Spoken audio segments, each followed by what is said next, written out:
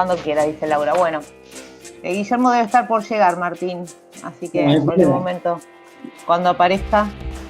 Te cuento un poco, bueno, no, estoy donde estoy, ¿eh?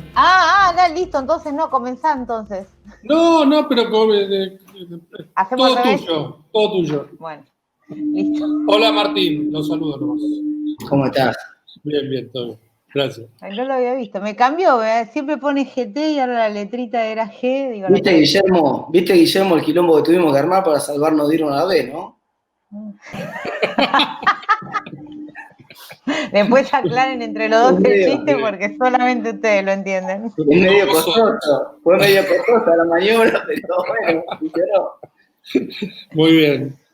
Martín es hincha fanático de Gimnasia Esgrima de La Plata y como todos saben acá, nuestro rector hincha fanático de Estudiantes y tienen una serie de chistes de larga data. Por eso dice Martín que para salvar desde el descenso hicieron todo esto los de Gimnasia de La Plata. Sí, lo trajo, es un bicho importado lo trajo Maradona. Es para parte del contrato. Bueno, te cuento, Martín. No preguntaron cómo, digo, yo lo voy a salvar. Yo lo voy a salvar, no dijeron cómo. Bueno, te cuento un poco ya sí empezamos formalmente. Primero agradecerte, Martín, sé que estás súper ocupado, pero la verdad es que te agradecemos mucho que te hayas hecho el tiempito de acompañarnos un rato. También agradezco, como siempre, a todos los amigos de la UNOVA que nos acompañan. En este grupo tenés legisladores de los distintos niveles, provinciales, locales, intendentes, que por ahí van a andar, líderes sociales, líderes políticos, empresarios, colegas tuyos, diferentes participantes de nuestra comunidad y de la región de influencia de la UNOVA. Cuando empezó la pandemia y la cuarentena en particular, decidimos con la universidad empezar este ciclo de charlas que le llamamos diálogos, la UNOVA en movimiento, diálogos en tiempo de pandemia, justamente para llamar y convocar a referentes de la política, de las distintas profesiones, de los distintos espacios, como para poder charlar justamente sobre los efectos durante la pandemia y post pandemia que vamos a tener en las distintas líneas. Por este ciclo, por supuesto, participó nuestro intendente Pablo Petreca, participó el intendente Bragado, el ministro Mario Meoni, Martín Lustó estuvo hace unos días, también Carlos Rottenberg, estuvimos analizando el impacto sobre las industrias culturales. La semana pasada Jaime Echeverry para hablar sobre educación. Y hoy Martín, la idea es que puedas contarnos un poco tu mirada. Estuvieron Fabio Ketglas y Sergio Buil hace unos días también charlando sobre la salida de las cuarentenas en los municipios del interior de la provincia de Buenos Aires. Y un poco la idea es, Martín, que nos des tu mirada respecto de lo que está pasando hoy con la economía, de lo que pensás que puede llegar a pasar en el futuro inmediato, y después abrir a preguntas a los distintos participantes. Esto dura 1 horita, así que somos todo oídos y desde ya te agradezco nuevamente que en nombre de toda la UNOV y de todos quienes estamos aquí, que nos hayas acompañado. Bueno, primero, pues, como siempre, un gusto. La UNOVA la siento en mi casa también, así que siempre es un gusto, aunque sea de esta manera medio rara, volver a la casa de uno. Voy a hacer una suerte de presentación de media hora más o menos, 20 y pico de minutos, media hora, por ahí me extiendo algo más, veremos cómo vengo, y abrimos las preguntas. Dividimos en dos el bloque, una parte de introducción y una parte de preguntas. Un primer problema que tenemos es que no es que la economía venía bien, sino que la economía ya venía muy complicada en Argentina, después de 2 años de recesión, con profundas correcciones estructurales en Argentina que tenían que ver con corregir el déficit externo escandaloso que tenía la Argentina, con corregir los atrasos tarifarios que tenía la Argentina, un montón de cosas que se hicieron duras, mal, con el peor timing posible, y entonces se hicieron traumáticamente, pero Argentina estaba finalmente empezando a salir y encaró el nuevo gobierno como gran objetivo resolver el tema de la deuda. Si resolvía el tema de la deuda, las expectativas, por lo menos las mías y las de muchos colegas, eran relativamente optimistas. Si eso salía bien no se puede decir el segundo semestre, ¿no? Está medio, pero bueno, con el perdón de la palabra, hacia el segundo semestre. Y Y como dijo el expresidente, pasaron cosas en el camino, y entonces, bueno, en ese contexto en el cual a la economía le costaba ya arrancar, porque tampoco, cuando uno mira los números tanto de febrero como los que tenemos de marzo muy, muy temprano, muestran que la economía seguía cayendo. Entonces, en ese contexto recesivo viene el tsunami que tiene dos características distintivas que quiero marcar. La primera es que yo primero, cuando todo esto empezó, dije, bueno, cayó un meteorito, ya está, somos todos más pobres, cosa que es difícil de aceptar porque mucha gente todavía cree que hay alguna chance de recuperarse de esto, digamos. Entonces, primer dato, cayó, el meteorito cayó, somos todos más pobres. Pero segundo dato importante, que no terminó de caer en realidad, o mejor dicho, cayó uno muy grande y están todavía cayendo otros atrás, y eso genera un problema de incertidumbre. No es que en el tsunami vino la ola, ya está, y fue un día que fue una tragedia tremenda y empieza a bajar el agua y vos tenés que reconstruir. Contás los muertos el segundo día y el tercer día empezás a reconstruir. Acá es un poco más complejo porque hay mucha incertidumbre hacia adelante. No solamente de la enfermedad, de qué va a pasar, en el mundo están tratando de abrir de a poco, abrir y cerrar, parece ser el paradigma ahora, sino que algunos hablan de una segunda ola de contagios y qué sé yo, los epidemiólogos, entonces hay mucha incertidumbre hacia adelante. Y esa incertidumbre es una incertidumbre radical. Además hay incertidumbre sobre cómo va a comportarse los consumidores y si se va o no se va a poder recuperar la economía. Y yo decía, es una incertidumbre radical. ¿Qué quiere decir esto? Bueno, no es una incertidumbre probabilística como la que ustedes están acostumbrados a manejar para tomar decisiones. Uno no sabe, por ejemplo, si va a llover o no va a llover, y tiene que tomar una decisión de si sembrar o no sembrar, y siembra igual porque sabe cuál es la distribución de lluvia de los últimos 10 años y más o menos calcula una probabilidad. Digamos, nadie toma decisiones con certeza, siempre son con incertidumbre, pero en ese caso la incertidumbre es probabilística. Y uno inclusive puede cubrirse de algunos riesgos, hay seguro contra granizo, hay distintos tipos de seguros para riesgos que son probabilísticos. Pero acá el problema es que no sabemos, no tenemos la menor idea, no hay probabilidades, no sabemos qué puede pasar, es absolutamente imprevisible cómo puede desenvolverse esto en los próximos meses y eso genera un frenazo de cualquier decisión de consumo y de inversión. Y eso es un segundo problema. O sea, el primer problema es un shock de oferta. De golpe, sea porque se enfermó todo el mundo, sea porque los gobiernos entraron en cuarentena, la producción se cerró. Y los shocks de oferta es muy importante distinguirlos de los shocks de demanda, porque los shocks de demanda se pueden frenar o compensar o darle paliativos poniéndole plata en el bolsillo a la gente, para decirlo en palabras que ahora están medio de moda, ¿no?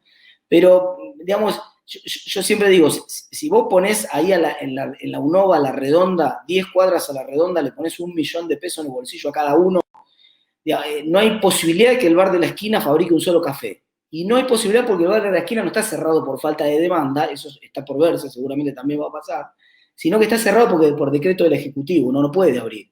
Entonces la oferta está derrumbada. Y la contracción de la oferta es brutal. En Estados Unidos está entre el 35 y el 40% este trimestre. Los datos de Argentina muestran que está alrededor de un 25% la caída, entonces entre un 25 y un 30%. Es la caída más brutal que se ha experimentado en la historia. Nunca en la historia argentina, ni en algunos, me causa alguna gracia porque algunos hablan de la comparación con la crisis de 2001, no tienen ni comparación con la crisis. Esto es 8 veces peor que cualquier otra crisis anterior que haya tenido la Argentina, peor que la crisis de los años 30, no tiene antecedentes. Nunca en la historia cayó el Producto Bruto como está cayendo 25% en un mes. No hay antecedente en la historia. Y entonces, esa es la primer piña, el primer tsunami. Atrás de ese viene sí uno de demanda, viene un shock de demanda y que mucha gente se quedó sin ingresos. El Estado complementa de alguna manera, las famosas 10 lucas del IFE, ¿no? Que el IFE empezó siendo, y ahí hay otro sello distintivo sobre el cual quiero pivotear acá un rato, que es que lo que ocurrió con esta tragedia es que demostró de qué está hecho Argentina. Hay una anécdota que a mí me gusta mucho para ilustrar esto, que se vivió en el último Mundial. Aquella pelota trágica contra Croacia, que Caballero quiere salir con un sombrerito por arriba del jugador de Croacia y calcula mal el sombrero y el tipo se la para de pecho y le mete un golazo, fue una tragedia y bueno. Y ahí todo el mundo dijo, uy, se terminó el Mundial para Argentina y Ruggeri, que estaba comentando para la televisión pública, dijo algo muy importante, dijo en ese momento. Dijo, no, esto pasa en un Mundial, esto puede pasar, es una cosa, en los Mundiales te pasan tragedias dentro de un Mundial y se te lesiona la estrella, te pueden pasar cosas. te tenés que reponer. Lo que define si vos podés ser campeón o no es lo que haces con estas circunstancias. No si te pasan o no te pasan, eso es azar. Lo que haces con estas circunstancias. Ahora, Ruggeri dijo, ahora se va a ver de qué está hecho Argentina. Bueno, se vio de qué estaba hecho Argentina. Ya por eso nos fuimos contra Francia y quedó todo bastante claro. Pero ahora se está viendo de qué está hecho el Estado argentino. Y hay muchos problemas con eso. Estamos descubriendo que el rey va de nuevo. Desde todo punto de vista. En algunas cuestiones es polémica. Yo recién les preguntaba a ustedes cuántos casos tenían, porque es insólito que regiones que no tienen absolutamente ningún caso estén flasheando que están peleando contra zombies o no sé cómo es, y entonces tienen a la gente encerrada sin casos. Es una cosa increíble, que no resiste el más mínimo análisis. No estoy discutiendo la sintonía fina de Cava, donde obviamente hay un problema grave, o los lugares que tienen algún caso y tienen circulación viral interna. Estoy discutiendo el 95% del restante del país que no tiene casos o no tiene circulación interna. Y esa es la punta del iceberg. En el resto de las políticas que buscan complementar esos ingresos que decíamos recién que se estaban cayendo, el Estado muestra de qué está hecho. Por ejemplo, lo decía el otro día con Diego Leuco en una frase que me pareció que resumía magistralmente el problema. O sea, está tan mal el Estado que fracasa para regalar dinero. O sea, no es que ya el Estado tiene problemas para proveer salud o para proveer educación pública y algunos dicen, bueno, está bien, muchos años, problema de calidad, formación de recursos humanos, falta de infraestructura, dinero, hay que invertir mucho, no lo tenemos, todo eso que ya conocemos en la discusión de políticas públicas. No, acá el Estado quiere regalar plata, arma un programa que es el ingreso familiar de emergencia, que es el programa más importante que tiene para paliar los efectos del lado de la demanda de esta crisis, y targetea 3.600.000 personas para el programa, y es el programa social con un error de inclusión más grande que se conozca en la historia. Yo no conozco ningún programa de inclusión al que se le haya colado más del 100% de la gente. Acá se le colaron 4 millones de personas. Se calculó 3.600.000, le quedaron 7.800.000 adentro. Y no solamente tuvo error de inclusión, tuvo error de exclusión también. Le quedaron 1,5 millones de personas que calificaban para recibir el IFE, se quedaron afuera. Y tras cartón, las personas que finalmente lo recibieron en todo ese desbarajuste que hubo, la mitad todavía no lo cobró. Están veremos porque hay problemas con que la tarjeta, que el CBU, que no lo tiene, que lo tiene, que cobra acá, que cobra allá. La mitad todavía no lo cobró. El segundo programa que lanza el Estado es una línea de 24% para asistencia financiera de las pymes para que ninguna pyme quiebre en estas circunstancias y no se rompa tejido productivo. Y de las 650.000 pymes que hay en la Argentina, solamente 100.000 accedieron al programa. Y tardaron un montón, los bancos no lo aplicaban, el gobierno se enojaba, el ministro de Producción, cosas insólitas. Digamos, el ministro de Producción se enojaba con que los bancos no instrumentaban la línea de crédito que había puesto en funcionamiento con conjunto del Banco Central, y los principales bancos de la Argentina son públicos, una cosa increíble, insólita. Entonces se enojaba con que su propio banco, que es el Banco Nación, y por supuesto está tan pintado el perfil del ministro ese, que no tuvo el poder político para echar al presidente del Banco Nación, porque en una crisis de esta naturaleza vos tenés que mostrar cierta ejecutividad, digamos. Vos no podés salir por los canales de televisión a decir que los bancos te frenan la implementación del programa de asistencia, cuando el primer banco que fracasaba en hacer eso era el Banco Nación, que era banco público. Entonces, quiero decir, en cada una de las medidas que está tomando el gobierno se nota de qué está hecho el Estado en Argentina. Y encima, en el mundo en conjunto, están tirándole con dos grandes piñas, para decirlo de alguna manera. Tienen la política fiscal y la política monetaria, para frenar lo que está pasando con la demanda, porque lo que está pasando con la oferta, como dije recién, poco se puede hacer. Pero para frenar un poco lo que está pasando con la demanda, la caída de los ingresos por parte de la gente y la ruptura del tejido productivo de las empresas, que es una suerte de segunda ola por el lado de la oferta, porque arriba de esto, la cuarentena prolongada está haciendo estragos en el aparato productivo. Esto a mí me gusta poner la analogía del paciente que se tiene una fractura y se pone un yeso, ¿no? Y el tejido productivo, mientras vos estás con el yeso no pasa nada, pero el tejido productivo se va rompiendo. Y si vos estás 15 días de yeso, después necesitas 15 días de rehabilitación. Y si estás un mes de yeso, salís con un bastón si te sacan el yeso. Y si estás 2 meses con yeso, no podés caminar. Salís con una silla de ruedas y tenés que empezar a rehabilitarte en una pileta. Podés caminar en una pileta un mes hasta que finalmente podés agarrar un bastón y caminar. Digamos, cuanto más tiempo pasa el tejido productivo inmovilizado, en este caso el tejido muscular es la equivalencia, se rompe tejido productivo. Hay cierta expectativa de algunos colegas míos que yo quisiera compartir, obviamente, como si esto fuera un feriado largo, ¿no? Bueno, no pasa nada, cuando finalmente le ganemos al bicho o aparezca la vacuna o lo que sea, o los gobiernos entiendan cómo funciona esto, van a empezar a abrir la economía y entonces va a empezar a otra vez a abrirse las fábricas y las empresas, y no va a ocurrir eso, no va a ocurrir. Si este panorama que ustedes circulan por la cuadra principal de Junín y ven de todos los locales cerrados, no se hagan ilusión de que se van a levantar todas las persianas el día que el gobierno diga ya está, se pueden levantar. No va a ocurrir porque hay muchos que están bajo la lona. Hay muchos comerciantes que tienen que seguir pagando alquileres, que tienen que seguir pagando sueldos, que están quebrados, que ya estaban además complicados antes, y que de ninguna manera son viables esos comercios en la nueva normalidad, esta cosa que se puso de moda ahora, nueva normalidad.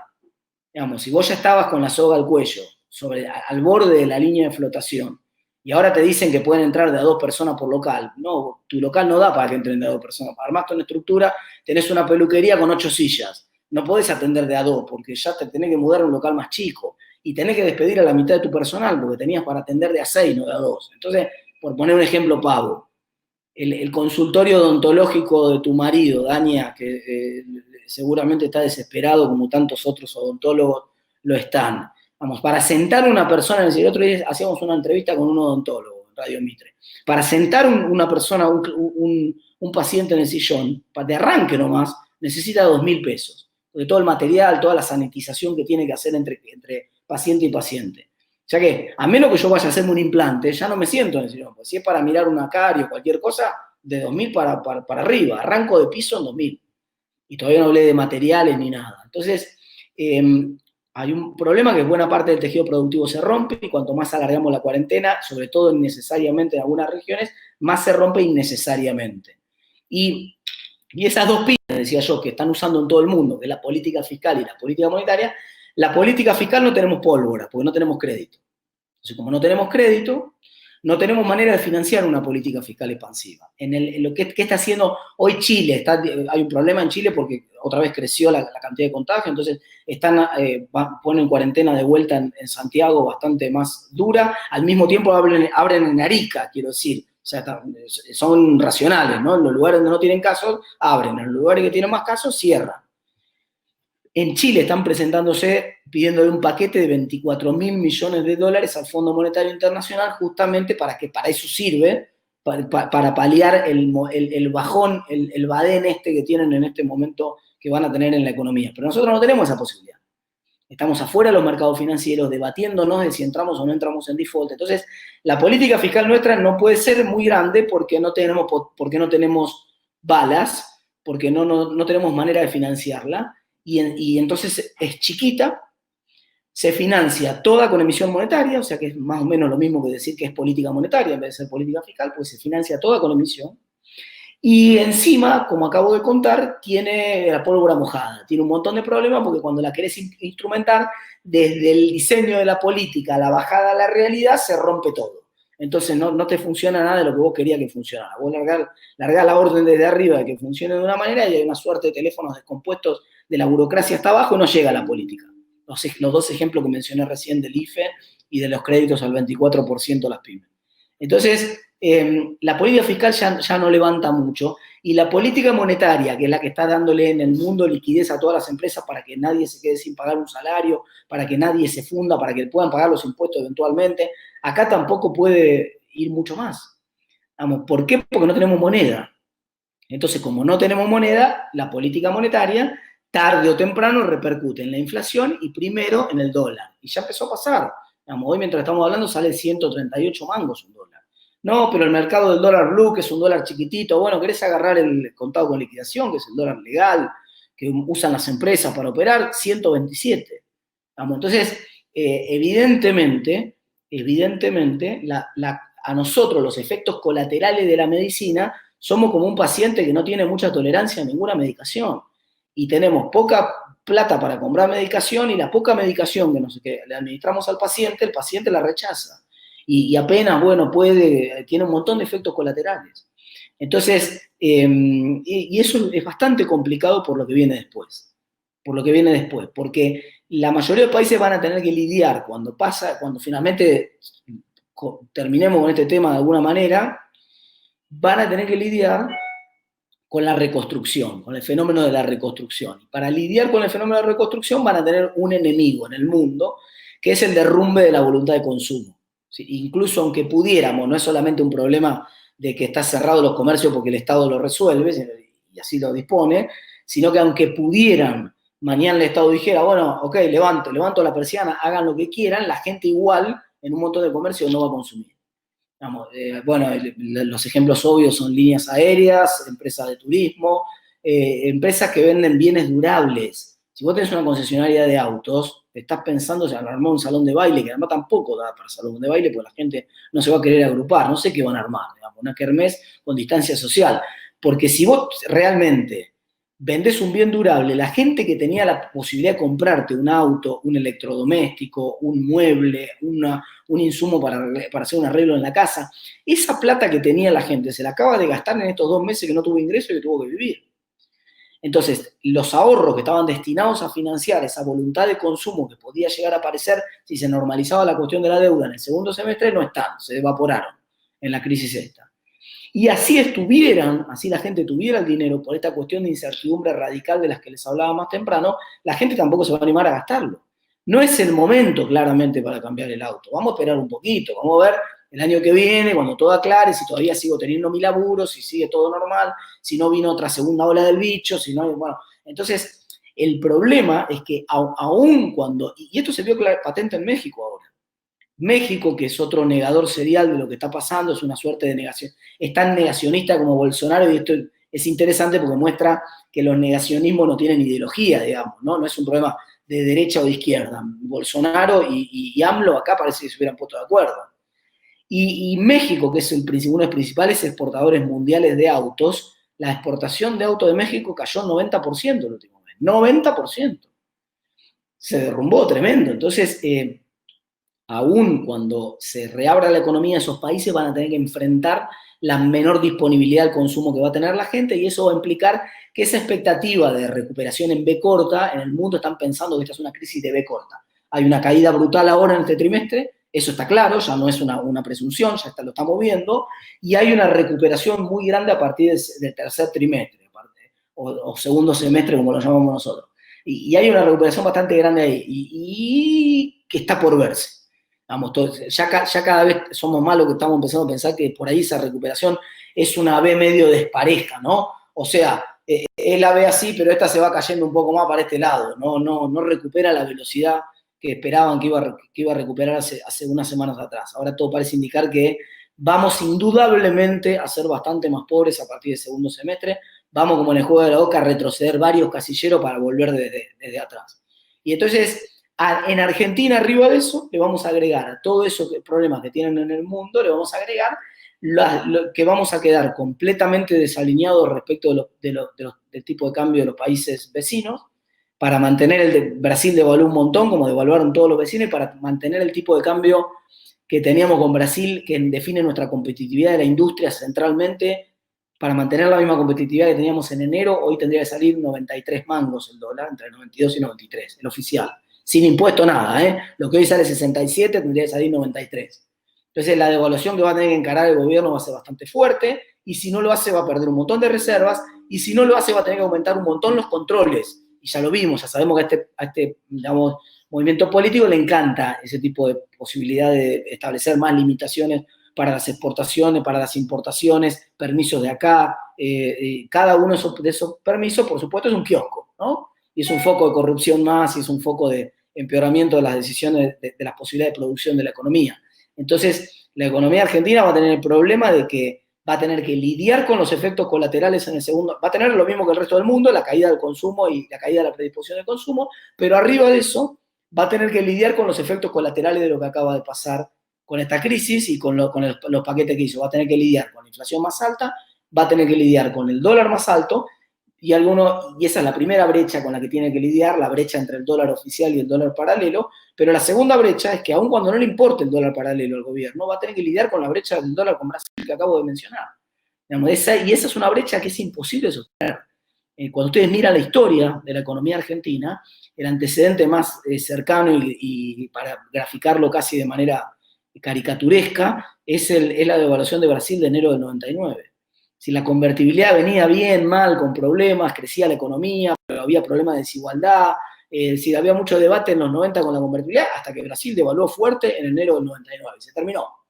Se terminó la Argentina. De ese masazo no se pudo recuperar nunca más la Argentina, porque perdió completamente la competitividad cambiaria que tenía con su principal socio comercial. Y esto es exactamente lo que está pasando ahora. Entonces uno se pregunta cómo va a ser el gobierno cuando pase todo esto para cerrar esa brecha. ¿Cómo va a ser el gobierno cuando pase todo esto para que no se cerrar la brecha con dólar paralelo? Los dos caminos conducen a Roma. Las dos formas de resolver esas dos brechas es devaluando un poco más.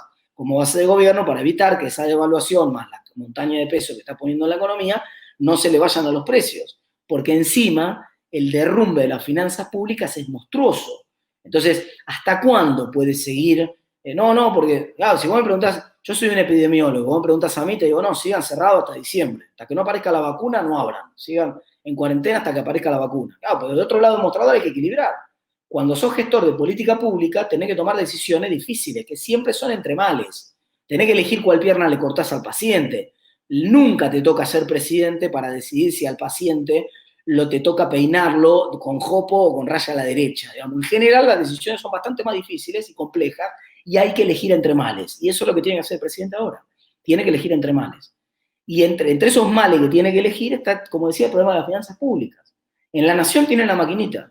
Pero para que ustedes tengan una idea de la magnitud de la maquinita, en los últimos 2 meses, el Tesoro recibió más plata del Banco Central que de la AFIP. O sea, se financiaron las políticas públicas en Argentina, el gasto público en Argentina se financió en marzo y en abril con más dinero proveniente de la maquinita que con dinero proveniente de la AFIP. O sea, esta es la magnitud del agujero fiscal que tiene el gobierno y la magnitud de la maquinita que están poniendo en la economía. Y nada parece indicar que las finanzas públicas se vayan a recuperar rápido. Y tampoco hay voluntad por parte del Estado de hacer algún tipo de ajuste, aunque sea transitorio.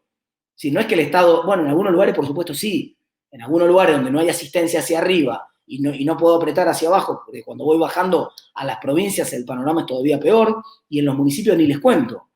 Porque en La Nación todavía yo tengo que pagar el IVA, porque si no me cortan el cuito y no puedo seguir facturando. Pero a nivel local, alumbrado, barrido y limpieza, anda a cobrárselo a Montoto.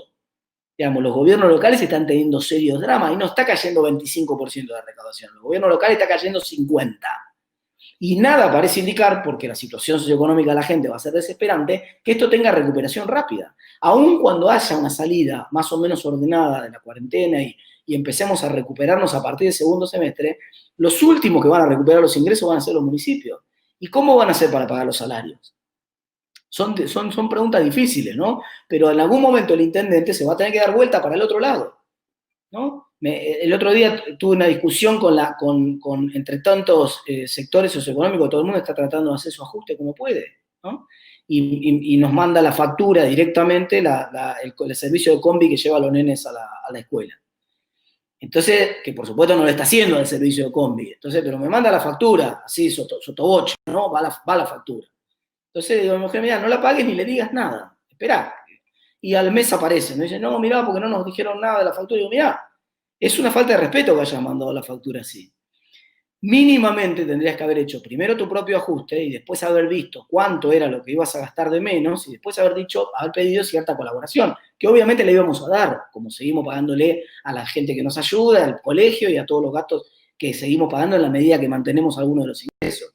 Pero es muy difícil que vos pretendas que acá no pasó nada y que no quieras pagar el costo político que tenés que pagar. Te tenés que dar vuelta con la gente que trabaja con vos y le tenés que explicar que cayó un meteorito. Cayó un meteorito, señores, y somos más pobres. Entonces, como somos más pobres, mientras dure esta pandemia, que no sabemos cuándo va a durar, encima, mientras dure esta pandemia, lamentablemente, todo el mundo va a ganar menos, porque ya está pasando eso en el sector privado. Pretender que el sector público puede estar aislado de esta realidad es vivir en otro planeta. Y eso lo empiezan a sentir en carne propia los intendentes, cada vez más. En segundo lugar, los gobernadores, porque apretan con la coparticipación y reciben algo más de coparticipación, y la Nación con el límite que le impone la maquinita, que ya saben que tampoco es eterno, porque ya empieza a calentarse hoy el dólar y mañana la inflación. Entonces, ese es el difícil escenario que aparece para el segundo semestre. Arriba de todo eso, y con esto termino, la frutilla del postre de la negociación de la deuda. porque si Argentina, por supuesto que la Argentina entra en default la semana que viene, no va a cambiar absolutamente nada en el corto plazo, pero en el mediano plazo, en la expectativa que tenemos de recuperarnos y de empezar a reconstruir esto a partir del segundo semestre, es muy importante. Porque sin financiamiento, no solamente el Estado Nacional, que igual capaz que no puede conseguir financiamiento, pero seguro los estados provinciales, y ni hablar de las empresas privadas, con el país en default no tienen acceso al financiamiento.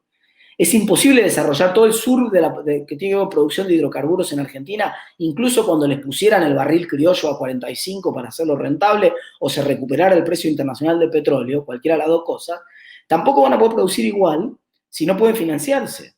Entonces, arriba está la frutilla del postre esa. Es decir, hay una variable más que puede desestabilizar todavía más la demanda de dólares, acelerar un poco más la inflación en Argentina o poner un poco de paño de agua fría si efectivamente sale bien y el gobierno logra renegociar la deuda, que hoy, para tener un dato en la cabeza, los mercados que manejan lo que se llaman credit default swaps, que son esencialmente los seguros de default, la apuesta que está haciendo el mercado de cuál es la chance de que Argentina entre en default, hoy la apuesta implícita ahí es 60-40.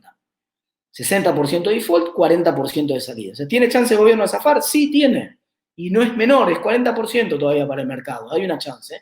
Pero, si preguntan, el mercado favorece la posición de que no va a haber ningún tipo de acuerdo y vamos a terminar todavía más complicado. Entonces, realmente es un escenario muy difícil que obliga a la Argentina a pensar que tal vez su política más efectiva para combatir tanto el bicho como la pandemia económica no es ni la política fiscal que no tiene, ni la política monetaria que no tiene, porque no tiene ni crédito ni moneda, sino que esencialmente es la inteligencia que demuestre en salir ordenadamente de la cuarentena.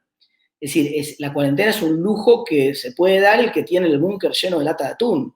Si vos no tenés el búnker lleno de lata de atún, es un lujo más difícil de dar, sobre todo cuando también quedaron en una suerte de trampa cognitiva muchos gobiernos ahí, sobre todo gobiernos locales que tienen menos seniority y por lo tanto tienen menos capacidad para tomar una decisión importante. Porque nos perdimos un hilo en este debate. A nosotros nos convencieron los epidemiólogos, nos explicaron algo que nadie entendía al principio y ahora todos lo entendimos, que es la famosa idea de aplanar la curva, ¿no? ¿Qué quería decir esto de aplanar la curva? Que los casos que requerían atención médica en terapia intensiva iban a crecer de manera exponencial si no hacíamos nada, y que iban a pasar rápidamente la capacidad de terapia intensiva del sistema, que hoy son 4.800 camas.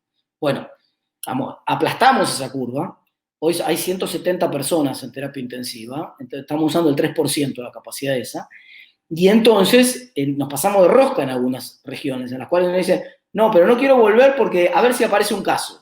Y ese nunca fue un problema que aparezca un caso. Nosotros no entramos en cuarentena porque había un caso. No tiene sentido entrar en cuarentena porque haya un caso. Ningún país del mundo, en ningún momento de la historia, entró en cuarentena porque tuviera un caso de una enfermedad contagiosa. Es un disparate. Digamos, no tiene sentido que una región... Hay intendentes inclusive sobreactuando. El otro día hicimos una entrevista con el intendente de Castelli haciendo una pantomima con un impuesto a la tierra y qué sé yo, extraordinario para prepararnos para cuando venga la aluvión de contagio. Le digo, ¿cuántos casos tenés? Ninguno.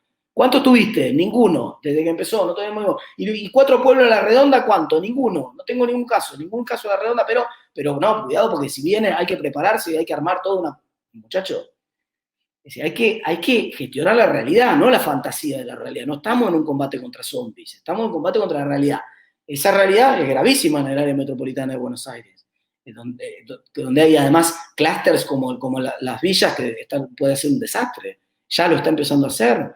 Entonces, lo mismo que digo para un lugar vale para el otro al revés. Digamos, así como probablemente se nos fue la mano con la cuarentena en muchas regiones y dormimos la actividad productiva, la provincia de Santa Fe paradigmática en eso. La provincia de Santa Fe es la segunda provincia más productiva del país. Estuvo parada durante casi 60 días sin caso. Tuvo un pico a principios de abril, lo demolieron al pico, en los últimos 15 días tuvo 2 casos. Y siguen paralizados como si estuvieran combatiendo contra los alienígenas que vienen en platos voladores. Digamos, un poco de delirio místico hubo en todo esto, que no está justificado con ninguna racionalidad. Perdimos de vista el tema de la curva y de que no desbordara la curva. Si alguien hubiera hecho la pregunta al revés, y con esto cierro, si alguien hubiera hecho la pregunta al revés, le hubiera preguntado a un gobernador o le hubiera preguntado a un intendente, ¿usted está de acuerdo con paralizar la ciudad por un virus que puede ser absorbido los casos de contagio que genera por el sistema de salud, por la capacidad del sistema de salud? La respuesta hubiera sido no. De ninguna manera, porque eso es lo que cualquier sociedad civilizada acepta.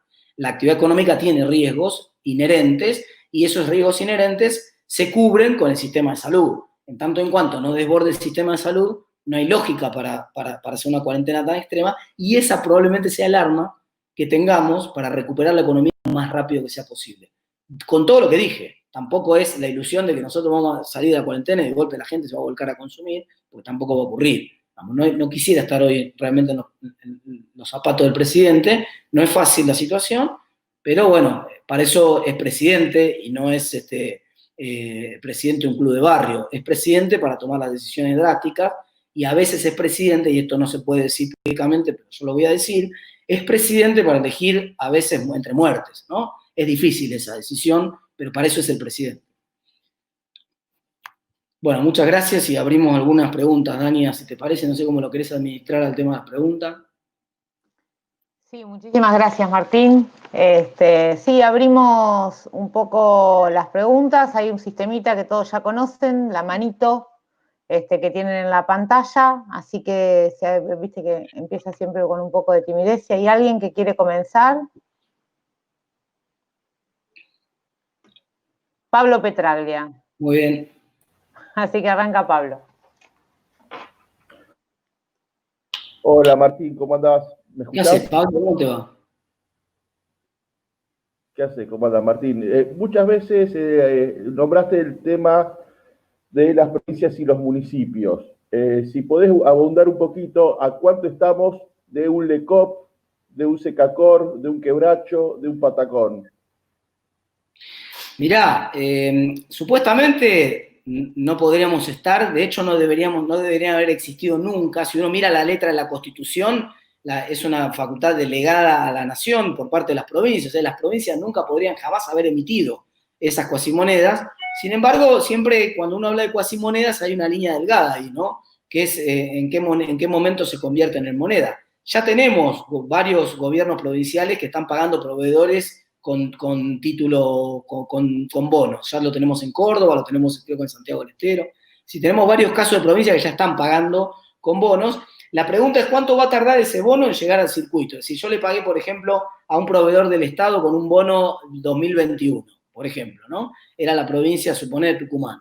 Y entonces el tipo tiene que comprar camionetas para él o para su empresa, va a ir a una concesionaria que le vende las camionetas y le va a decir de la concesionaria, mirá, quiero comprarme 3 camionetas. Bueno, Barro, sí, buenísimo, hagamos los papeles. ¿Cuánto salen? 1,5 millones, acá está, tomá. Hacen todo el arreglo, 2 millones cada camioneta, perfecto. Y acá, ¿con qué me vas a pagar? Y te voy a pagar con los bonos que me enchufó el Estado provincial. Con llamalos, no sé, Pataconcito 2021. Te voy a pagar con los Pataconcitos 2021. No, pero mirá, ¿qué me pagás con los... ¿Tenés a alguien a quien venderle la camioneta que no sea a mí? Porque yo lo que veo acá es que tenés todas las camionetas, te clavaste con las camionetas, no se las vas a vender a nadie, están en la lona, y entonces vos querés vender o no querés vender. Y bueno, está bien, dale, vendo y me quedo con la espalda financiera de tener que cobrar el bono este año, y ya empezó a circular ahí. De ahí a que en algunas provincias le digan al personal que gana más de 100.000 pesos, bueno, muchachos, van a cobrar 100.000 y el resto del sueldo se lo vamos a dar en un bono. Es escasa la distancia, y que ese bono se empieza a generar. Encima no se puede, supuestamente, por ley de responsabilidad fiscal ahora tampoco. O sea que arriba de eso hay una ley, arriba de la Constitución hay una ley que prohíbe ahora explícitamente la emisión de cuasimoneda, pero como te acabo de decir, si no me impide la ley que yo yo acuerde pagarle a mis proveedores o pagarle a mi personal una parte del salario en un bono, que yo aclaro que no es una moneda, esto no es una moneda, es un bono, pero de ahí a que ese bono empiece a circular como moneda de pago, no es tanta la diferencia. Entonces, y de hecho algunos colegas míos hasta propusieron que el propio gobierno arme una suerte de corona moneda, una suerte así de patacón, de patacón para la crisis en cabeza de gobierno nacional, para que sea más organizado y el gobierno nacional lo reparta. Bueno, es como una limitación más. Es como pelear contra un león, pero al león le pones guantes, ¿viste? Para que no te pegue un zarpazo. Te va a morfar igual, pero va a tardar un poco más en agarrarte. Y esto es una cosa parecida a lo que va a pasar con las cuasimonedas eventualmente. Por supuesto, cuando vos vas bajando la categoría del que la emite, del soberano que la emite, vas despreciándolo más. Una cosa sería una moneda virtual emitida por la provincia de Buenos Aires o con la provincia de Córdoba, que tiene un historial de deuda relativamente razonable, y otro es una moneda emitida por una provincia como, no sé, La Rioja, o otra provincia que esté más complicada financieramente, o Jujuy, por poner un caso que también es uno de los que tiene más deuda, y entonces ahí hay que ver cuánto vale después en el mercado eso, y con todo lo que eso implica. Pero tarde o temprano, de alguna manera, claro, es mucho más fácil hacer eso que darse vuelta y decirle al personal, miren muchachos, no tengo para pagar sueldo, no puedo pagar lo mismo que pagaba hasta ahora. ¿Cómo hacemos cómo hacemos la fila para que cobren primero los que ganan hasta 50.000 pesos, después de 50.000 en adelante? ¿Algún mecanismo de estos va a aparecer? ¿O más emisión va a aparecer? Pero como te decía recién, el límite de la emisión es delicado, en la forma que sea en la forma de cuasimoneda o sea en la forma de moneda estándar. Tarde o temprano eso termina en dólar más alto e inflación más alta. Gracias, Martín. Oscar Romero había pedido la palabra. Acá No sé, estoy. Oscar. Ahí estás, Oscar. Gracias. No, gracias a vos. ¿Cómo estás, Martín? ¿Qué tal? Sí, Martín, hay un tema que quería volver que planteaste bastante bien, que es el tema de la incertidumbre, que en la economía es una variable a tener en cuenta, ¿no? La Argentina prepandemia ya tenía los problemas que vos detallaste, ¿no? Endeudamiento, inflación, pobreza, desocupación, emisión monetaria. La emisión monetaria de la Argentina no es de ahora, ya venía emitiendo hasta el gobierno que se fue también. Sí. El tema es cuando asume este gobierno, planteó su política central en la negociación con la deuda externa. Recordás que allá por diciembre, enero y febrero, el Estado estaba casi parado a la espera de lo que resolviera con el acuerdo con el tema de la deuda. Eso no incrementa aún más, dado que no se resolvió en el principio y todavía no sabemos si se va a resolver o estamos en esa posibilidad que vos decís de 60-40 de caer en default, no suma más a la incertidumbre en lo que puede ser la reactivación de la economía. Y la Sí, última, claro. lo último que ya te lo preguntó Pablo, ya medio lo contestaste, que son estas cuasimonedas con fecha de vencimiento que algunos colegas tuyos habían planteado y bueno, ya lo había contestado. Pero me preocupa este tema de la incertidumbre en el sentido de la recuperación futura de la Argentina. Sí, claro. Lo que pasa es que la magnitud del problema en el mes de diciembre, de enero, de febrero, era un problema donde la incertidumbre que había respecto al tema de la deuda iba a definir si la economía quedaba con un dólar de 65 o quedaba con un dólar de 58. Iba a definir si la economía tenía 40% de inflación o 35%, iba a definir si la economía crecía 0,5 o 1,8. Como ese era el debate, que la incertidumbre estaba ahí. Hoy estamos en un nivel de derrumbe tan grande que hoy, digamos, la discusión es si la economía va a caer 10 o 11. Entonces vamos a decir, ahí en la contribución a la incertidumbre relativa que genera la cuestión del default, es un problema más en los términos que lo acabo de plantear y por supuesto que despeja mucha incertidumbre para la recuperación, pero lo que va a definir es si la economía este año cae 10 o 11.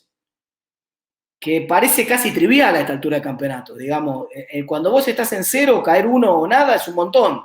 Pero cuando estás en la caída que estamos manejando, que la economía se derrumba igual, digamos, en la realidad de buena parte del sector productivo que con el cual podés conversar todos los días, no va a hacer ninguna diferencia. Sí lo va a hacer en actividades concretas, puntuales, que son importantes para algunas regiones donde están empresas grandes que pueden tomar financiamiento afuera y que van a quedar afuera de esto. Por ejemplo, YPF.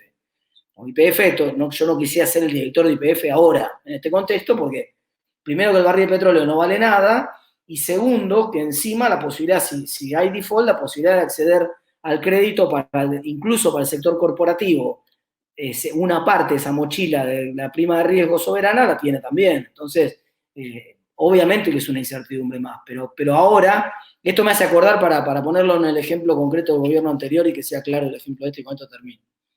El gobierno anterior tenía un plan, el famoso gradualismo, ya sabemos cómo terminó, etc.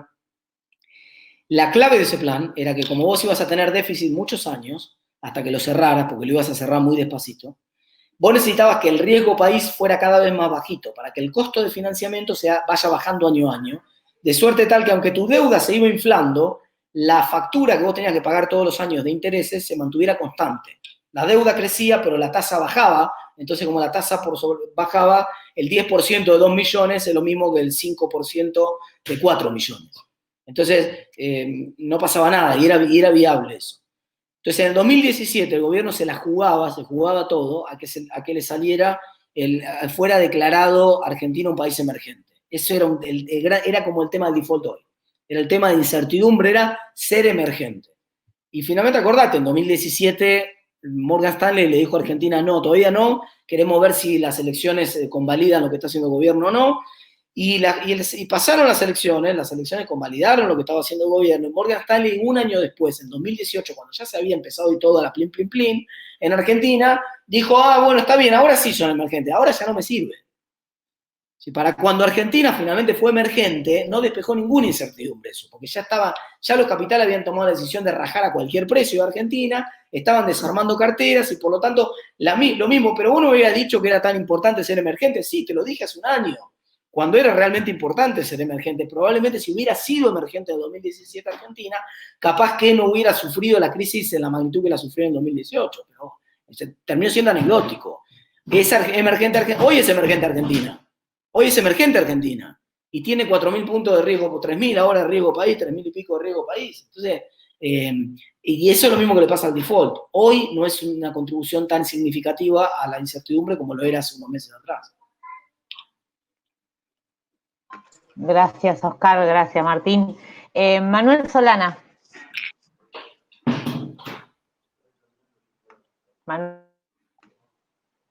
Manuel, ¿estás por ahí? Bueno, se nos fue Manuel, me parece. Rodrigo Esponda también había pedido. Mientras vamos con Rodrigo, mientras vuelve Manuel. Bueno, buenas tardes a todos. Gracias, Dani y Guillermo, por la invitación. Buenas tardes, Martín. Te hago una consulta, Martín. Yo leí y escuché por todos lados que el gobierno estima una caída del Producto Bruto del 6,5% y vos estás hablando del 10 y del 11. ¿Por qué considerás esa diferencia entre tus análisis y lo que está, por lo menos lo que se está diciendo públicamente desde el gobierno nacional?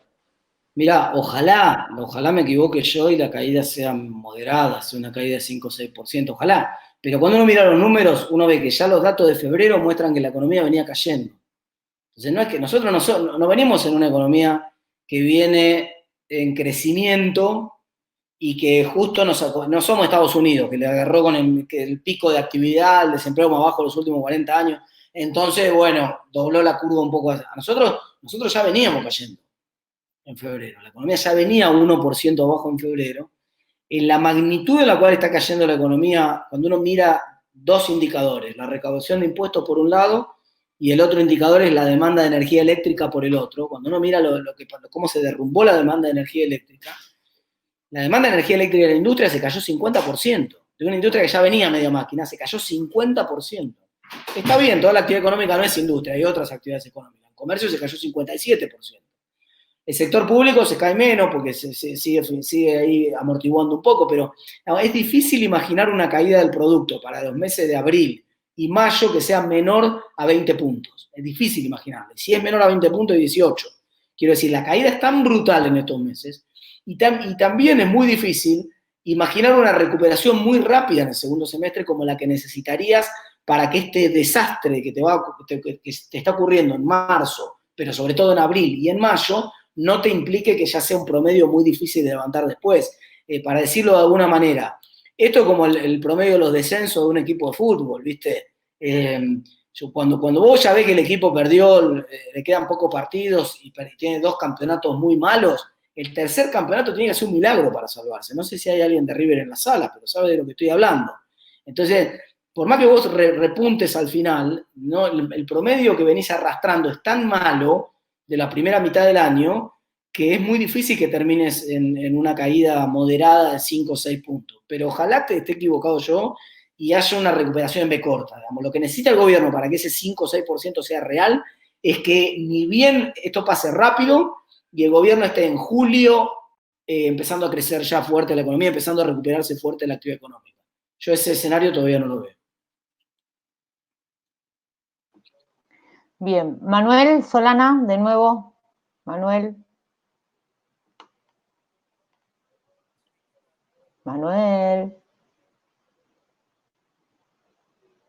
No sé qué le pasa. Acá está Manuel. ¿Estás, Manuel? Es como la reactivación económica, va a tardar en llegar, tardando. Tarda, está en Lincoln, es por eso.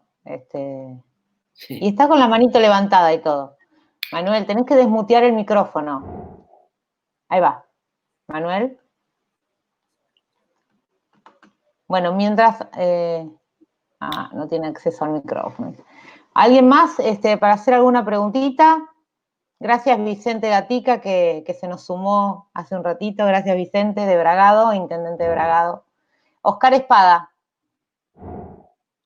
¿Quiere hacer una pregunta? La pregunta es muy simple. ¿Qué hubieses hecho vos? ¿Cuál sería tu propuesta si hoy te llamaran y dijeran, a ver cómo salimos de este río?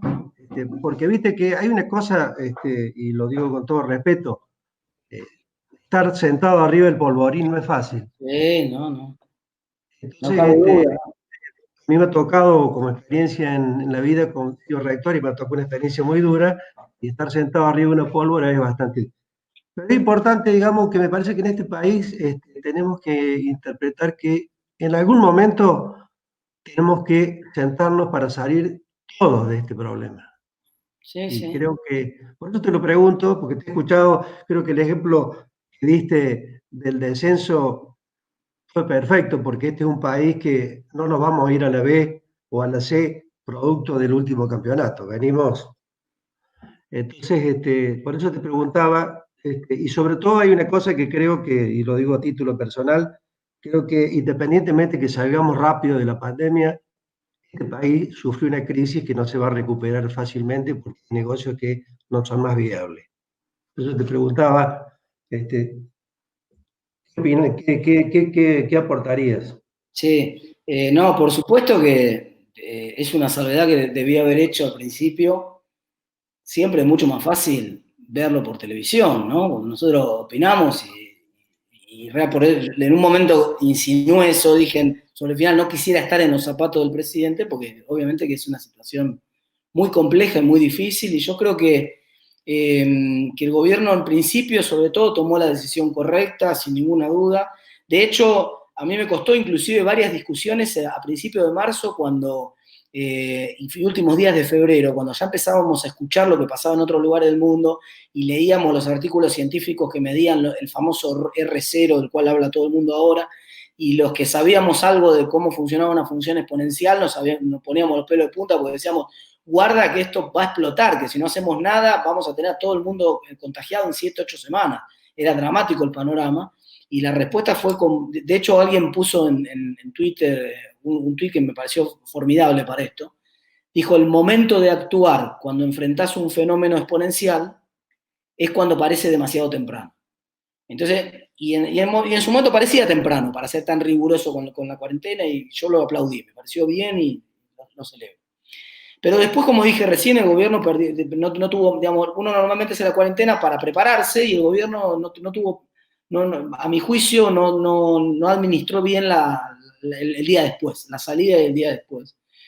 Y entonces yo lo que sugerí hace un tiempo, lo escribí inclusive en algún momento, y es que tampoco lo inventé yo, le escuché la idea a Tomás Puello, que es un científico español que lo publicó en una revista que se llama Medium y generó una repercusión muy grande en Estados Unidos y en Europa este artículo.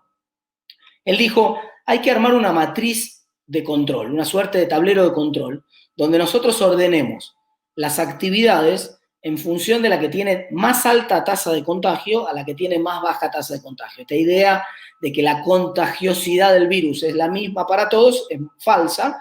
La contagiosidad depende de la distancia social y del tipo de interacción que haya en cada actividad. Entonces no es lo mismo, por ejemplo, la actividad de la minería a cielo abierto en Catamarca tiene tasa de contagio 0 y además aunque tuviera algún caso de contagio, tienen una suerte de dormitorios que hacen unas cuarentenas de 14 días los trabajadores arriba de la montaña y bajan, así que hasta el propio sistema genera su propia cuarentena para proteger a la población. Esa actividad es una actividad de alto aporte al PBI y baja tasa de contagio. Y en el otro extremo tenés actividades que pueden tener bajo aporte al PBI y alta tasa de contagio. Por ejemplo, no sé, una misa. O sea, ¿cuánto puede sumar al PBI una misa en una iglesia? Poco, probablemente. ¿Cuánto puede sumar a la tasa de contagio? Muchísimo, porque está toda la gente junta y dándose el Señor es contigo, qué sé yo, y bueno, ya sabemos cómo puede terminar. Entonces, armar esa matriz, ordenar las actividades de la que tiene tasa de contagio más alta a la que tiene menos tasa de contagio, y ordenar las actividades de la que aporta más al PBI a la que aporta menos al PBI. Y empezar a reactivar eligiendo aquellas actividades con un aporte mayor al PBI y al mismo tiempo con menor tasa de contagio. El ejemplo que di es un ejemplo abstracto, porque en realidad la minería en Catamarca nunca estuvo prohibida, de hecho siempre estuvo permitida por esta razón que estoy usando. Entonces, pero ese tenía que ser el criterio, que el tablero de control fuera, empezamos a abrir. Entonces, vemos casos de sobreactuación. Pongo un ejemplo concreto para entender el tema este. El tema del fútbol, que se está discutiendo bastante ahora. Empezó a discutir de vuelta ahora, ¿no? Digamos, el fútbol es uno de los casos que tiene más aporte al PBI, con menos cantidad de trabajadores, ¿no? Probablemente hay pocas actividades que sumen tanto a la actividad económica y tengan tan poca cantidad de trabajadores, lo cual hace muy fácil testear a esos trabajadores. Si vos podés simplemente testear, para hacer un partido de fútbol tenés que testear 50 personas, que son los jugadores, el cuerpo técnico, los utileros. Es decir, cuando entran a la concentración, tenés que testear 50 personas y asegurarte que no salga nadie de la concentración hasta que se juegue el partido. Ese es el compromiso. Tenés que hacer 50 test para cada equipo, digamos. Es muchísimo más barato hacer 50 test para esos equipos que tener cerrado una actividad económica que es hiper ultra aportante al PBI, muy rentable. Entonces, y así con cada actividad. Hay otras actividades que no iban a poder volver nunca en ese esquema. Porque, por ejemplo, que igual, de todas maneras, hay que ver, aunque vuelvan, si alguien quiere usarlas. Un cine o una actividad, ustedes hablaban el otro día del caso de Rottenberg, una actividad teatral. Bueno, la verdad que por más que el gobierno mañana diga puede volver el teatro, es difícil que alguien quiera ir a sentarse en una sala cerrada con 200 personas alrededor, no va a pasar igual, entonces esa actividad tenía que volver último. Entonces yo proponía este tablero de control. Yo todavía los casos, insisto, no puedo entender los casos extremos de localidades enteras, provincias enteras, que nos comportamos como si hubiera leones caminando por las calles, literal. Y por supuesto que hay que tomar la precaución, pero quiero decir, miremos el ejemplo de Uruguay, por ejemplo, sin ir más lejos, ¿no? Y uno dice, Uruguay la está llevando más o menos bien. ¿Qué hace? ¿Cómo es la cuarentena en Uruguay? Centralmente el mismo modelo que teníamos nosotros en la semana previa de la cuarentena acá. Ya teníamos un montón de distancia social, ya teníamos suspensión de actividades con aglomeramiento de público, aglomeración de público, y ya teníamos suspensión de, bueno, clases y algunas cosas más. Entonces, pero al mismo tiempo, pongo otro ejemplo más, el tema de las clases. El presidente dijo, no, para mí no es prioridad las clases, veré cuándo vuelven las clases. Es gravísimo lo que dijo el presidente. Primero porque es una de las inversiones más importantes que tiene un país en capital humano, pero según ponele que ese tema realmente era una sobreactuación y vos en el fondo no te lo creías, y que te parece que es irrelevante o menos importante si vuelve o no. Pero hay un problema de política de perspectiva de género ahí. Vos no podés reactivar el empleo si no reactivás la escuela, porque en el tejido social la escuela tiene un rol que va mucho más allá de la formación y de la incorporación de capital humano. Sirve además como un organizador social, sobre todo en hogares monoparentales de niveles socioeconómicos más bajos, donde por ahí muchas veces es una mujer que tiene 2 o 3 chicos que los deja en la escuela y puede ir a trabajar algunas horas y generar un ingreso. Si uno vuelve a la escuela, esa señora o esa mujer no puede ir a trabajar. Entonces, en algunas actividades que sí pueden volver, que por supuesto tiene que ver también, está la otra cuestión que tiene que ver con los nichos en los cuales hay un mapa, por ejemplo, de la ciudad de Nueva York con los contagios que se solapa con el mapa del Tube de Nueva York, con el subte de Nueva York, que es espeluznante, porque vos te das cuenta que el transporte público fue el que canalizó el contagio, ¿no? Entonces, por supuesto, no es lo mismo volver a la cuarentena en una localidad pequeña donde la gente va a trabajar en su auto o en bicicleta, que volver a la actividad en el área metropolitana de Buenos Aires, donde vos volvés la construcción, por poner uno de los ejemplos que había que retomar más rápido, porque tenían poca tasa de contagio, pero tenían un problema, que los constructores, la gente del trabajo de construcción que trabaja en la ciudad metropolitana de Buenos Aires, en Cava, el 80% vive en el Gran Buenos Aires. Entonces ahí tenías un problema con el sistema de transporte. Y ahí tenías que elegir, entonces tenía que ser exclusividad del sistema de transporte para alguna actividad, porque si vos volvías con 10 actividades al mismo tiempo, en las actividades no tenías contagio, pero en el mecanismo de transporte se te colapsaba y te generaba contagio ahí. Entonces, ese era un poco el plan que hubiera seguido yo, es decir, el mapa, el tablero de comando, eligiendo por actividad y por región aquellas actividades que contribuían más al PBI regional o global de la Argentina, contribuyendo menos a la tasa de contagio. Y esas actividades ir largándolas. Y estar preparado siempre para abrir y cerrar. Porque esto lo están haciendo en Nueva Zelanda, en Nueva Zelanda tuvieron una cuarentena muy rigurosa, parecida a la nuestra, pero empezaron a aflojar, a bajar el grado de la cuarentena, los pibes volvieron a la escuela, apareció un clúster en una de las escuelas, bueno, hubo que cerrar la escuela esa, y empezar a testear a todos los docentes, etc. Digamos, no hay que tener miedo a ir y volver en este proceso, porque probablemente eso va a ser necesario también. Bueno, nos quedan 3 preguntitas. Gustavo. Sí, Martín, buenas tardes. Primero felicitarte, es un lujo tener a alguien exponiendo con los conceptos tan claros. La verdad que te agradezco mucho. Claramente en el país hay 2 situaciones, la económica y la sanitaria. Uno ve a nivel sanitario, la verdad que unos grandes expertos aconsejando, que siempre están antes de las conferencias de prensa. Bueno, a nivel sanitario se ve, no descubro nada, algo muy activo, la verdad que se viene trabajando muy bien, pero a nivel económico lo que uno ve es un ministro de Economía que casi no le conocemos la voz, y la verdad que se ve como una contracara en ese sentido. No sé si es una impresión que yo tengo, no se ve como un grupo de economistas aconsejando o interviniendo al nivel o ni cercano del tema sanitario, pero bueno, quería preguntarte si es una impresión que yo tengo, que si está bien o está mal. No, es como vos decís, si lo que vemos, lo que estamos viendo, esencialmente, como te decía yo, está desnudando esta crisis lo que había abajo.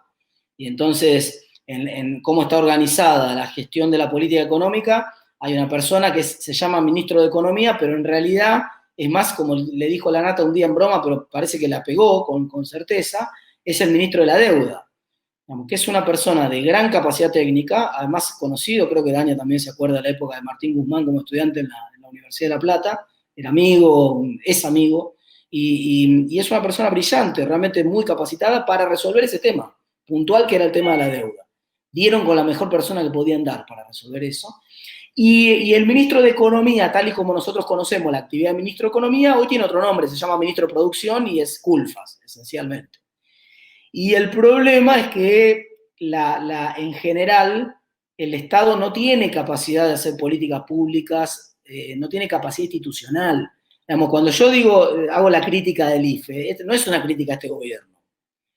La crítica del IFE te muestra que la ANSES como institución no tiene, en realidad no tenemos datos de nada, porque encima tenemos una cultura que también va a venir bien esto, no es mal que por bien no venga, va a venir bien para que entendamos la importancia que tenía tener datos.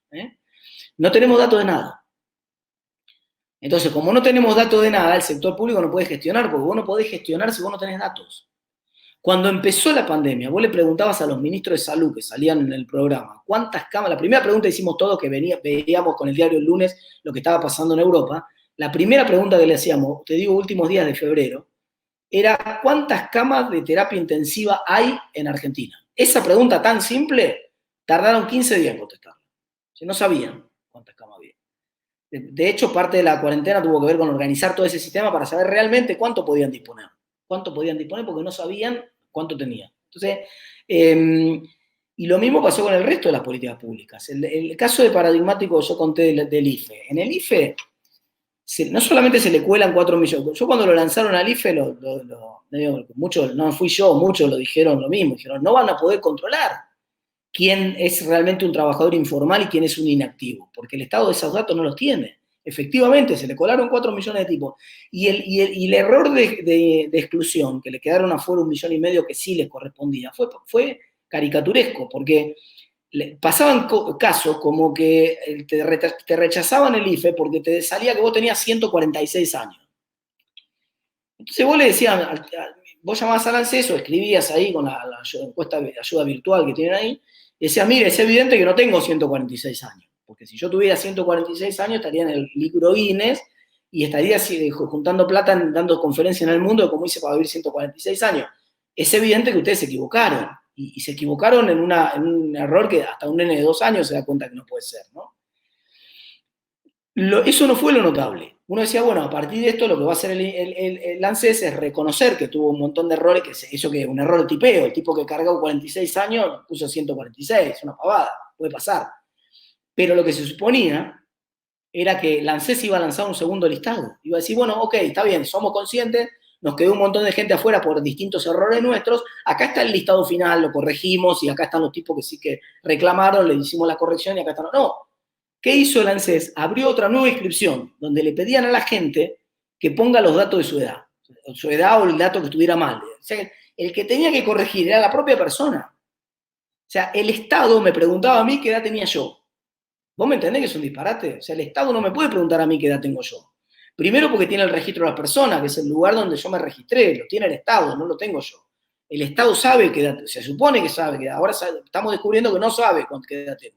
Pero se supone que tendría que saber qué edad tengo, que tendría que tener esa capacidad de cruzar esos datos mínimos, no la tiene. Entonces, y eso trasciende el gobierno por supuesto, esto empezó hace 3 meses, esta gente todavía le cayó la bomba atómica en un momento en el cual estaban tratando de entender con qué perilla se prendía la luz de la oficina, todavía estaban acomodándose en la oficina y cayó esto, por supuesto. No es responsabilidad de este gobierno la incapacidad del Estado, es el resultado de muchísimos años de falta de inversión en sistemas, de falta de cultura de datos, de no importa el dato, total no pasa nada, o directamente lo mentimos al dato, total es irrelevante, la política pública la decido yo y no importa, la decido, como decía el amigo Tomás Bulat, con el método de los 5 dígitos oscilantes. Bueno, esto es un poco lo que está pasando, ¿no? Gracias, Martín. Alberto Sala. Alberto. Estamos mal con la gente del Info. Ah, bien, Alberto, vamos. Hola. No, simplemente que Manuel pidió la palabra bastante antes que yo. No sé si está él, se la cedo.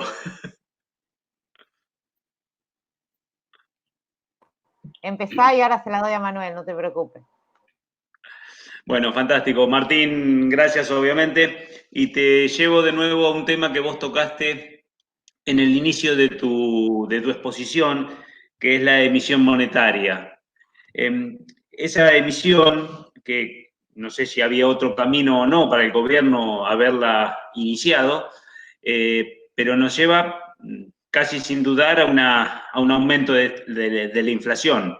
¿Puede ocurrir algo, haber alguna cuestión que evite que terminemos cayendo en un aumento inflacionario?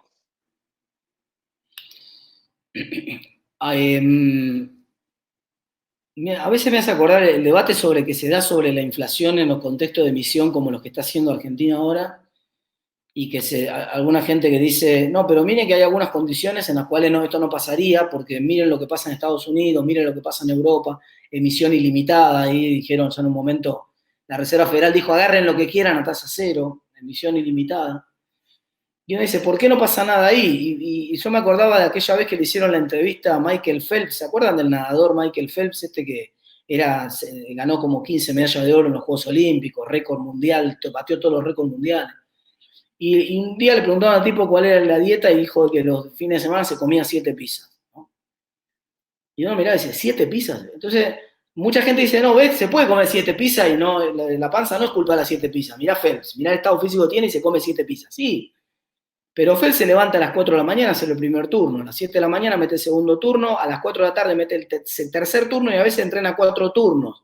Quema 4.500 calorías entrenando y tiene un metabolismo basal que te quema otras 4.000 más. Entonces, se puede comer 2 pollos al mediodía, no tiene ningún problema. Phelps. Vos podés emitir sin problema. ¿Hay algún mecanismo, preguntás vos, por el cual podría no generar inflación la emisión? Sí, que emitiéramos algo que la gente quisiera tener. Si vos emitís dólares, no tenés problema, porque no solamente la gente en Estados Unidos está batatada y prefiere quedarse en los dólares, por eso se derrumban todos los activos en Estados Unidos. Se cae la bolsa, yo no voy a poner la guita en la bolsa ni loco si se está derrumbando la bolsa. Voy a ponerlo en lo que cae. No, me quedo en los dólares que están quietitos. No se cae nada, me quedo acá. Preferencia por liquidez lo llamo Keynes a eso. Me quedo con los dólares. Muy bien. ¿Podría haber preferencia por liquidez en la Argentina? No. En Argentina, ¿qué es lo que sostiene la demanda de dinero en este momento? El motivo precautorio. La gente no sabe qué día le van a abrir el banco, el cajero se va a colapsar, no va a colapsar, no quiere ir a hacer la cola del cajero porque ve que hay más riesgo de contagiarse. Entonces, por la duda, dice, mira, yo prefiero tener la guita en casa y la voy gastando a medida que la necesito y mantengo una cantidad más importante de la plata en pesos, entonces, porque no sé si voy a cobrar el salario el mes que viene. Entonces, ese motivo precautorio hoy está sosteniendo la demanda de dinero. Pero ese motivo precautorio va a pasar eventualmente. Entonces, cuando pase esta crisis y se despeje la incertidumbre, esperemos, ¿no? Que no es una hecatombe, que se despeje esta incertidumbre respecto del COVID y todo lo demás, bueno, la gente va a decir, ya está, ya me sobra, yo no quiero tener tanta plata en el bolsillo. O con parte de la plata que tengo compro dólares, porque en el medio la inflación me va licuando el poder adquisitivo del dinero, o voy a buscar una tasa de interés razonable, hacer un plazo fijo, alguna otra cosa. Y ahí no sabemos qué es lo que va a pasar, digamos. Lo más probable, de hecho, en los fenómenos inflacionarios hay algo que se llama anticipación por parte de la gente, expectativas. Es decir, en general, las economías que tienen una tasa estable de expansión monetaria también tienen una tasa estable de aumento de la nominalidad, de los precios. Cuando el gobierno todos los años emite 25 o 30% más de dinero, los precios se aumentan de manera anticipada, 25 o 30%, ya está en las paritarias 25 o 30%, ya arreglas un alquiler y le pones a la cláusula 10.000 este año, 12.500 el año que viene, digamos, ya automáticamente está el mecanismo de indexación. La novedad es cuando viene el shock monetario, que vos no lo estabas esperando, porque nadie podía esperar esto, y de golpe se te meten en la economía 700.000 millones de pesos en 2 meses. Entonces, vos ahí, en el primer shock, generalmente el globo no se infla parejo, se infla desparejo, como esos globos que vienen fallados y que salen con un huevo, ¿viste? En algún momento se infla primero el mercado financiero, que es donde más rápido puedo salirme. Entonces, por eso estamos viendo que primero salta el dólar. Y primero el dólar ya muestra la brecha que había hace 2 meses atrás, antes de esta crisis, era una brecha bastante menor. El dólar paralelo estaba abajo de los 90 en Argentina, y en un mes y monedita se fue arriba a 120. Entonces, ese empieza a saltar ahí, y de ahí que no se vaya al resto de los precios de la economía, bueno, hay que ver cuánto va a poder aguantar el gobierno, el tipo de cambio oficial en el valor que lo tiene. Entonces ahí hay un dilema, cuanto más aguante el valor que lo tiene, más reservas va a empezar a perder, más se van a demorar la liquidación de exportaciones, más se van a acelerar las importaciones, la gente va a dejar de producir cualquier cosa y se va a anotar en el registro de importadores para poder comprar un container de lo que sea, no van a preguntar ni qué tiene el container, van a decir, dale, dame 2 containers de ese. Esperá que todavía no te dije qué tiene adentro, no importa, dámelo, ¿cuánto sale? Seguro que tiene algo que vale 67 el dólar y que yo después veré cómo lo vendo un poco más alto que eso.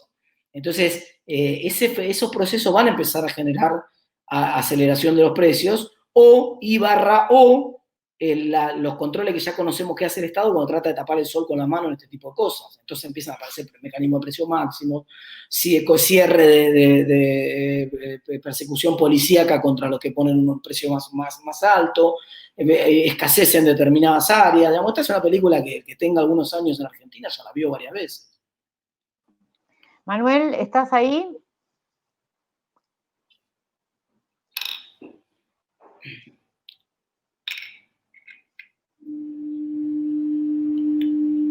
Espera que sí.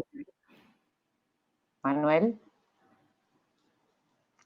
Bueno, si querés, Manuel, escribí la pregunta en el chat. Mientras le voy a dar la palabra. ¿Estás ahí, Manuel, o no? No. A Jerónimo Dos Reis, que es la última pregunta, así ya lo liberamos a Martín. Jerónimo. Hola, sí, buenas tardes. Muchas gracias por la invitación. Realmente es un placer escucharlo, aunque duelan los oídos. Una consulta, Martín. ¿Qué consejos das a aquellos que estamos endeudados en UVA? Mirá, a ver, vamos a hacer un resumen muy rápido de esta situación. ¿Qué característica central tiene el UVA que mantiene? Es el único crédito posible, para decirlo en estos términos, porque mantiene la equivalencia entre lo que te prestaron y lo que devolves. Es decir, cualquier sistema de crédito que no mantenga esa equivalencia no puede funcionar, porque si es un sistema de crédito en donde vos devolvés sistemáticamente menos de lo que te prestaron, nadie va a financiar eso. Y si es un sistema de crédito donde vos devolvés más de lo que te prestaron, nadie se va a meter en ese sistema de crédito, porque automáticamente cuando valga menos lo que te prestaron que lo que vos debés, vos dejás de pagar y que te ejecuten. digamos. Eso es lo que pasa esa fue la crisis del 2009 en Europa, en el sistema de créditos de España, de Grecia y de tantos otros lugares. Entonces, el UVA mantiene esa equivalencia.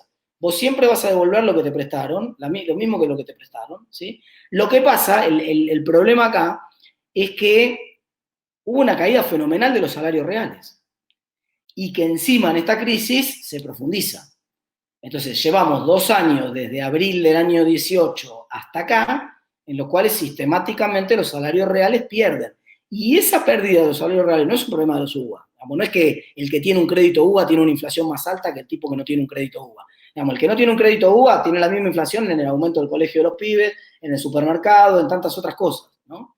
Entonces, dicho eso, es cierto que hay un montón de gente que por primera vez en mucho tiempo accede a un crédito hipotecario que no se licúa con la inflación, porque este tipo de crisis en otro momento de la historia, de alguna manera, para el que tenía el crédito era un alivio, y por eso no generaba nunca un problema, porque, bueno, si se aceleraba la inflación, el crédito en general se licuaba, entonces no pasaba nada.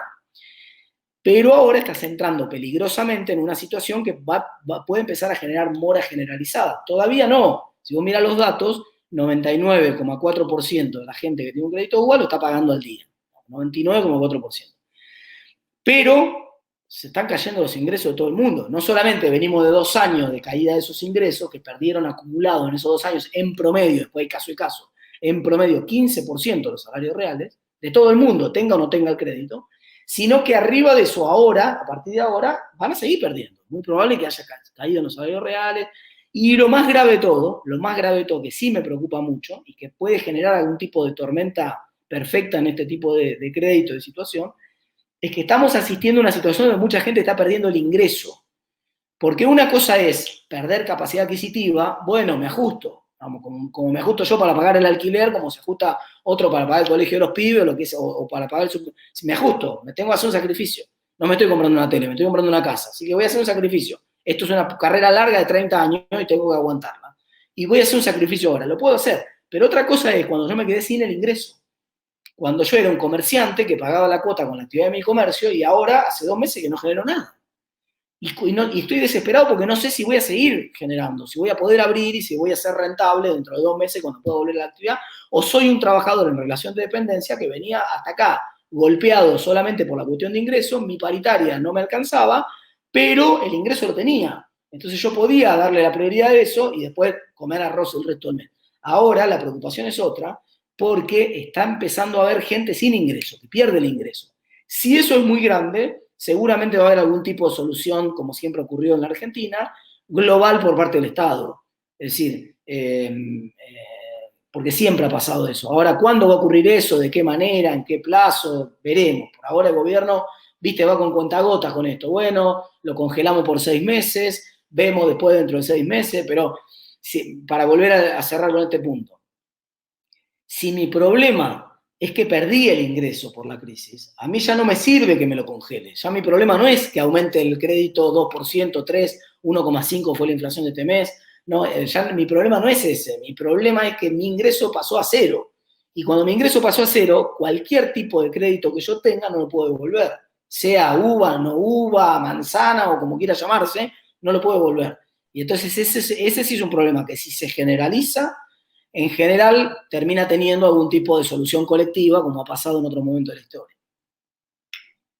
Muchas gracias. Bueno, muchísimas gracias, Martín. Gracias por todos los aportes a esta discusión.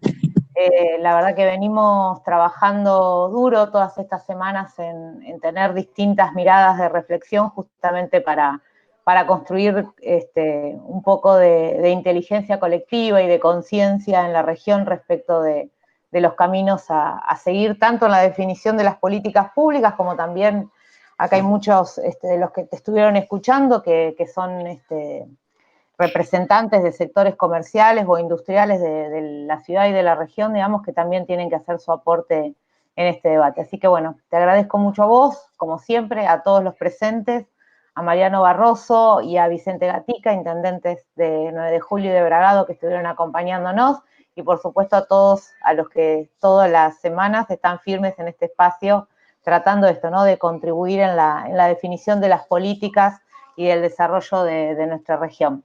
Les cuento a todos que el jueves, antes de despedirlo, de dar la palabra a Martín para que se despida, el jueves 21 a las 19 horas, Andrés Rosler, teórico y filósofo político y profesor de Derecho, nos va a estar acompañando también para seguir discutiendo estos temas desde los perfiles sociales, políticos y organizacionales de nuestro país. Así que bueno, Martín.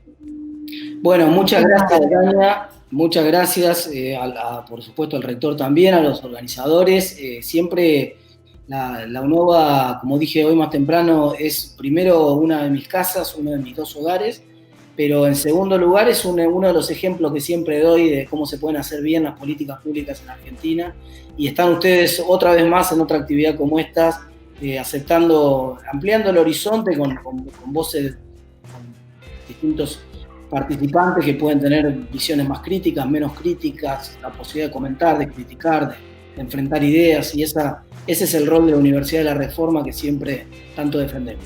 Los felicito. Gracias, Martín. Nos vemos muy pronto. Cuídate mucho, ¿eh? Saludos a la fría. Nos vemos, gracias a todos. Hasta luego.